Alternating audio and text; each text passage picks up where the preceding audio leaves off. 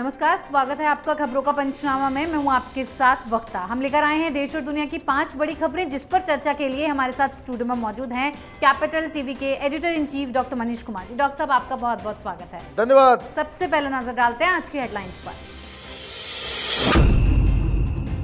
कोयला घोटाले में टीएमसी नेता अभिषेक बनर्जी पर कानूनी शिकंजा, ईडी ने भेजा समन, 2 सितंबर को पूछताछ के लिए किया तलब। घर के बाद सिसोदिया के बैंक लॉकर पर सीबीआई का छापा, कहा कुछ नहीं मिला, खाली हाथ लौटी सीबीआई। नई शराब नीति पर अन्ना हजारे ने लिखी केजरीवाल को चिट्ठी, कहा आपसे उम्मीदें थी लेकिन आप भी सत्ता के नशे में डूब गए और आदर्श विचारधारा भूल गए। झारखंड में सोरेन सरकार को महाराष्ट्र पार्ट 2 रिपीट होने का डर, यूपीए के सारे विधायकों को शिफ्ट किया जाएगा रायपुर, 42 विधायक रवाना। इराक में धर्मगुरु के सियासत छोड़ने पर मच रहा बवाल, राष्ट्रपति भवन पर लोगों का कब्जा, भारी विरोध प्रदर्शन और हिंसा जारी।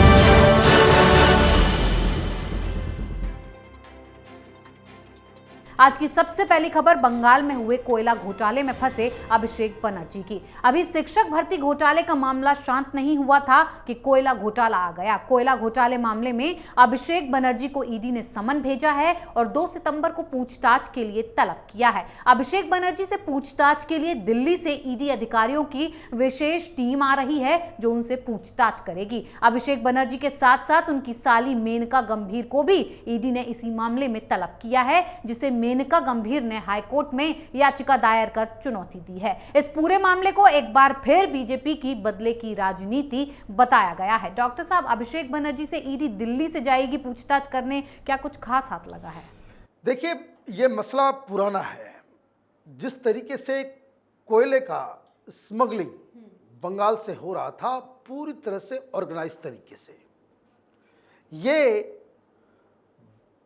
झारखंड से सटे जो बंगाल का इलाका है, जहां कोयला खदान है, वहां से कोयला बेरोक टोक बांग्लादेश भेजा जा रहा था इलीगल तरीके से। और इसमें जो लोग जद में आए हैं, उसमें जो कोयला माफिया स्मगलर वो मांझी वो फंसा हुआ है। साथ ही साथ कई सारे आईएएस आईपीएस अधिकारी भी इसके जाल में फंसे हुए हैं। 17-18 बीएसएफ के लोग भी फंसे हुए हैं, जिनके ऊपर कार्रवाई ऑलरेडी हो चुकी है। मतलब ये कि पूरा तंत्र वहां पे लगा हुआ था। और मांझी से जो पूछताछ हुई तो उसने ये खुलासा किया कि वो 150 करोड़ रुपए के आसपास वो पॉलिटिकल लीडर्स को देता था।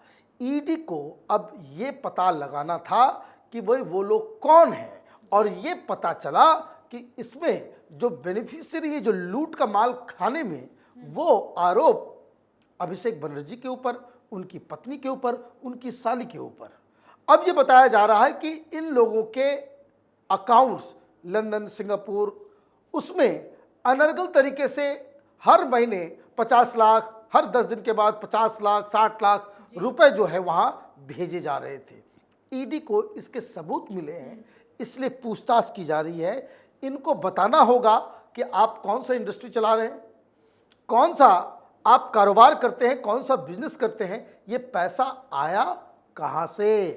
अब ये जवाब अगर अभिषेक बनर्जी, उनकी साली, उनकी पत्नी दे देंगी तो बच जाएंगी, नहीं दे पाएंगी तो जेल जाना पड़ेगा। जी डॉक्टर साहब, बंगाल में ईडी ने घोटालों पर अपनी नजर पैनी कर रखी है और दिल्ली में केजरीवाल के कट्टर ईमानदार मंत्री जी सीबीआई से परेशान हैं। सिसोदिया के घर पर सीबीआई ने 14 घंटे की रेड की थी। आज सीबीआई सिसोदिया के पंजाब नेशनल बैंक के लॉकर तक पहुंच गई, जिस पर सिसोदिया जांच में खुद को क्लीन चिट देते नजर आए कि सीबीआई को कुछ नहीं मिला, वो खाली हाथ लौट गई है। सिसोदिया ने विधानसभा से बीजेपी पर कई आरोप भी लगाए और कहा कि बीजेपी गुंडागर्दी पर उतर आई है। डॉक्टर साहब, सीबीआई ने अभी कुछ खुलासा नहीं किया है, लेकिन सिसोदिया खुद ही खुद को क्लीन चिट दे रहे हैं। अरे देखिए, ये धूर्त लोग हैं। केजरीवाल ने ट्वीट किया कि 14 घंटे तक छानबीन हुई, कुछ नहीं मिला, लॉकर में भी कुछ नहीं मिला, और इससे साबित होता है कि मनीष सिसोदिया कितना ईमानदार और कितना देशभक्त है। भाई, कोर्ट को बंद कर दो, सीबीआई के ऑफिस में ताला बंद कर दो, तुम ही आरोपी, तुम ही जज, तुम ही फैसला सुनाओ, तुम ही इन्वेस्टिगेशन करो, सारा काम खुद ही करो। ये नटवरलाल यही सारी बातें कह रहा था जब सत्येंद्र जैन के ऊपर आरोप लगे थे। वो जेल गया, जेल जाने के बाद जब बेल नहीं मिल रहा है, अभी केजरीवाल की हिम्मत पड़ती है सत्येंद्र जैन का नाम भी लेने में। ये लोग चीजों को इधर उधर की चीजों में फंसाना चाह रहे हैं। एक तो शराब घोटाले में फंस गए, अब सीवीसी की रिपोर्ट का जब से खुलासा हुआ है, जिस पे इन लोगों ने कार्रवाई नहीं की है, ये जो एजुकेशन मॉडल भारत रत्न दिलवा रहा था ये केजरीवाल मनीष सिसोदिया को, अभी इसमें भी जांच जब शुरू होगी तब मालूम चलेगा कि किस तरीके से ये कट्टर ईमानदार सरकार नहीं बल्कि महाविकास अघाड़ी की तरह वसूली सरकार ये केजरीवाल चला रहा था। महाभ्रष्ट सरकार दिल्ली में अब तक कोई हुई तो वो सरकार केजरीवाल की हुई। जी डॉक्टर साहब, केजरीवाल के नेता खुद ही क्लीन चिट देकर मामले को रफा दफा करने की कोशिश तो बहुत कर रहे हैं, लेकिन बीजेपी ने ऐसे फंसाया है कि निकल नहीं पा रहे। पर शर्म की बात केजरीवाल सरकार के लिए तब ज्यादा है जब उनके खुद के गुरु आपके गाल पर करारा तमाचा मार दे। अन्ना हजारे ने पहली बार केजरीवाल को पत्र लिखा और उनकी पुरानी विचारधारा याद दिलाई, जिससे आप में खलबली मच गई है। अन्ना ने कहा है कि मुख्यमंत्री बनने के बाद आप खुद की विचारधारा को भूल चुके हो, सत्ता के नशे में डूब चुके हो। आपसे ऐसी उम्मीद नहीं थी, आप भी दूसरी पार्टियों की तरह निकले। डॉक्टर साहब, अन्ना हजारे के इस पत्र का केजरीवाल के पास कोई जवाब है? देखिए, कोई जवाब देता थोड़ी है। इससे आप पूछिएगा कोई सवाल, जवाब में ये दूसरा सवाल कर देगा। ये मंकी जंपिंग करता है, कभी इस डाल पे, कभी उस डाल पे, कभी उस डाल पे। लेकिन अन्ना हजारे का ये जो पत्र है, ये पत्र नहीं, ये सर्टिफिकेट है। ये खुद को कट्टर ईमानदार जो बताता है, वो सर्टिफिकेट कहाँ से जारी हुआ? वो उसी आंदोलन से, अन्ना हजारे के उस यूनिवर्सिटी से जारी हुआ था। आज वाइस चांसलर साहब ने, अन्ना हजारे ने पत्र लिख करके कह दिया कि तुम भ्रष्ट हो, सत्ता के नशे में धुत हो गए हो, तुमने विचारधारा बदल दी है, तुम पैसा से सत्ता, सत्ता से पैसा के कुचक्कर में फंस गए हो, तुम भ्रष्ट हो गए हो, तुम झूठे हो, तुम एक बहुत बड़े नटवरलाल हो। यही लबोलुभाव है। अन्ना हजारे ने आज अपने चेले के ऊपर एक सर्टिफिकेट जारी कर दी कि तुम ईमानदार नहीं बल्कि महाभ्रष्ट हो, झूठे हो, मक्कार हो। अब केजरीवाल इसका जवाब नहीं देगा, केजरीवाल इसका जवाब नहीं देगा। लेकिन ये जो चिट्ठी आई है, इससे एक बात जरूर है कि केजरीवाल का ये जो मॉरल कैपिटल था कि हम तो बड़े ईमानदार, हम तो बड़े ईमानदार, उसके ऊपर तो बहुत सारे जो डेंट तो पड़े ही, लेकिन इसको कहते हैं कि कॉफिन में आखिरी कील ठोकने का काम अन्ना हजारे ने आज इस चिट्ठी के जरिए किया।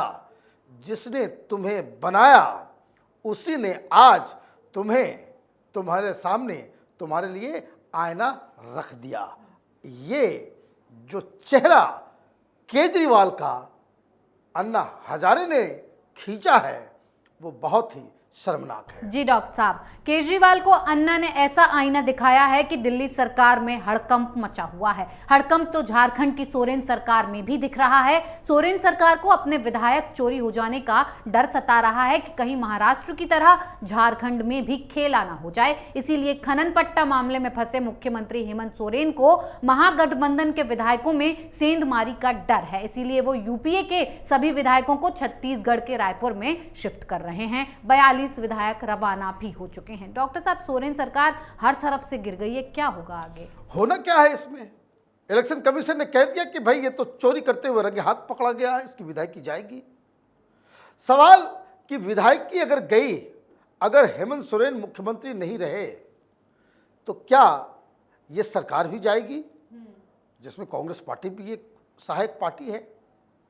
सवाल ये है कि अगर सरकार गई तो उसका अल्टरनेटिव क्या होगा? क्या कांग्रेस पार्टी या झारखंड मुक्ति मोर्चा वो टूट के भारतीय जनता पार्टी के साथ मिलके वहाँ पे कोई सरकार बनेगी या फिर चुनाव होगा। कई सारे इफ्स एंड बट्स हैं जी। लेकिन ये सवाल ये लुटियन मीडिया उठा रही है कि ऑपरेशन लोटस चलेगा, जिस तरह से महाराष्ट्र में हुआ झारखंड में ना हो जाए इसलिए हम लेकर के जा रहे हैं। ना,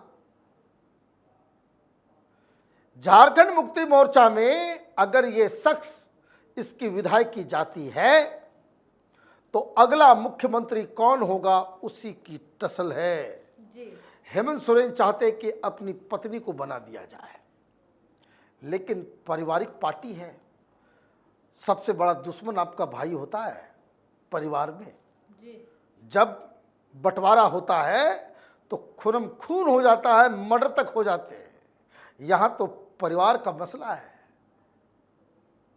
अब हेमंत सोरेन की भाभी मतलब बड़े भाई की पत्नी, वो भी विधायक है, वो तो कह रही है कि मैं बनूंगी, मुझे बनना है।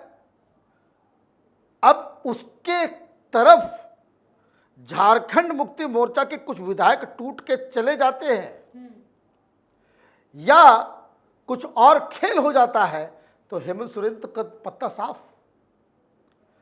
सत्ता ऐसी खराब चीज है कि देखिए आप किस तरीके से मुलायम सिंह ने अपने बेटे को बना दिया, बेटा ने ही बाप का जो है पूरा सिस्टम खराब कर दिया। तो ये टसल झारखंड मुक्ति मोर्चा के अंदर पावर के लिए परिवार में जो चल रहा है वो उसका नतीजा है। तमाम पॉलिटिकल पंडित एनालिस्ट वो अलग अलग थ्योरीज दे रहे हैं, लेकिन ये इनसाइड स्टोरी झारखंड से ही झारखंड मुक्ति मोर्चा के नज़दीकी लोग बता रहे हैं कि उसको डर भाजपा से कम और भाभी से ज्यादा लग रहा है। जी डॉक्टर साहब, आखिरी खबर में बात इराक में मच रहे बवाल पर कर लेते हैं। इराक में शिया मुस्लिम धर्मगुरु मुक्तदा अल सदर ने राजनीति छोड़ने का ऐलान कर दिया है। जैसे ही ये ऐलान हुआ पूरे इराक में प्रदर्शन हो रहे हैं। राजधानी बगदाद में प्रदर्शनकारी राष्ट्रपति भवन में घुस गए और राष्ट्रपति भवन पर कब्जा कर लिया और स्विमिंग पूल में पार्टी चल रही है। भीड़ काबू से बाहर है, इसीलिए बगदाद में कर्फ्यू भी लगा दिया गया है। इराक में हालात बिल्कुल वैसे ही हो चुके हैं जैसे कुछ वक्त पहले श्रीलंका में हो गए थे। डॉक्टर साहब, इराक में ये सब क्यों हो रहा है? देखिए, आपने बिल्कुल सही बात कही। तस्वीरें वैसे ही आ रही हैं जैसे श्रीलंका से आ रही थी। सरकार अगर लोगों के बेसिक जो नीड्स हैं उसको फुलफिल करने में नाकाबिल हो जाती है, बिल्कुल वो फेल हो जाती है, तो इस तरह की स्थिति पैदा होगी। अब ये बहुत ही पॉपुलर लीडर थे, शियाओं के एक बहुत ही पॉपुलर, उन्होंने अपने आप को विड्रॉ कर लिया। क्यों? क्योंकि हालात उस तरह से बन रहे हैं। एक सद्दाम हुसैन के चलते किस तरीके से इराक एक जिसको कह सकते हैं कि एक प्रॉस्परस मुल्क हुआ करता था 25 साल पहले, वो गर्त में कैसे चला गया, ये एक एग्जाम्पल है। ऐसा ही खेल पाकिस्तान के अंदर भी होगा, ऐसा ही खेल उन तमाम मुल्कों में होगा जहां सरकारें अपने स्वार्थ के लिए जीती हों। देश के फ्यूचर के बारे में जब नेता सोचना बंद कर देते हैं तो ये हालात हो जाते हैं। इराक में अभी गृह युद्ध चलेगा, ये कल्चर ही है। आप हिंदुस्तान के बॉर्डर से अगर आप वेस्ट की तरफ जाएंगे, मरना मारना, गृह युद्ध लड़ना, कोई शिया के नाम पे तो सुन्नी के नाम पे तो कुछ के नाम पे कुछ के, ये इनके डीएनए में है जी। और इसलिए उससे हिंदुस्तान को कोई ज़्यादा फर्क पड़ेगा नहीं, लेकिन एक सीख लेने की आवश्यकता है। उस तरह के नेताओं से बचने की आवश्यकता है, उस तरह के परिवारों से बचने की आवश्यकता है जो अपने स्वार्थ के लिए देश के भविष्य को गिरवी रख देते हैं। अभी इराक गिरा है, फिर पाकिस्तान गिरेगा और भी कई सारे मुल्क, क्योंकि एक ग्लोबल, आप ये समझिए कि विश्व के स्तर पे जो है इकॉनमी ने जो है तबाही मचाई है, उसका ये नतीजा नजर आ रहा है। जी डॉक्टर साहब, बहुत बहुत धन्यवाद इतनी जानकारी के लिए। धन्यवाद। खबरों का पंचनामा में आज के लिए इतना ही। देश विदेश की बाकी खबरों और उनके सटीक एनालिसिस के लिए देखते रहिए कैपिटल टीवी। हमें लाइक कीजिए, शेयर कीजिए और कैपिटल टीवी को सब्सक्राइब कीजिए। नमस्कार।